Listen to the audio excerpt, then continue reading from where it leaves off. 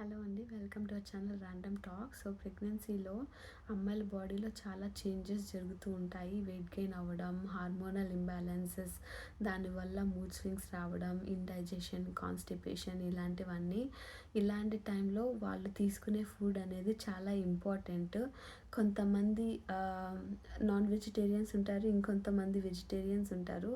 So వెజిటేరియన్స్కి protein ఆప్షన్స్లో పెద్దగా ఏం లేవు కదండి. బేసిక్గా అందరూ పన్నీర్ ఆర్ మిల్క్ తీసుకుంటూ ఉంటారు.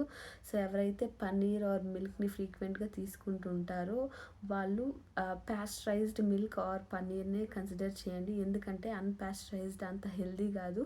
అన్పాస్చరైజ్డ్ మిల్క్ తాగడం వల్ల వాళ్ళకి బాడీలో మిస్క్యారేజెస్ అవ్వడం కానీ, ఇంకా పుట్టబోయే బిడ్డకి ఇష్యూస్, హెల్త్ ఇష్యూస్ రావడం కానీ జరుగుతూ ఉంటాయి. ఐ హోప్ ఈ వీడియో అందరికీ యూస్ఫుల్ అయి ఉంటుందని అనుకుంటాను. ఇంకొక వీడియోతో మళ్ళీ కలుద్దాం. Bye bye.